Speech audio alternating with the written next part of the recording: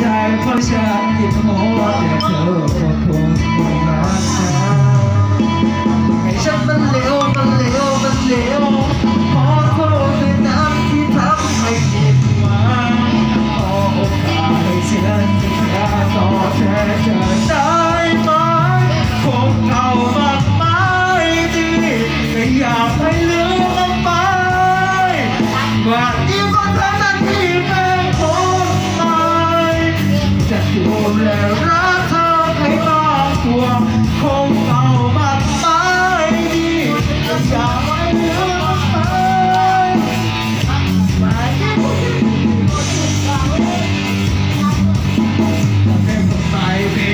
ต้องการจะดูแลเธอให้ดีกว่าให้พบนะ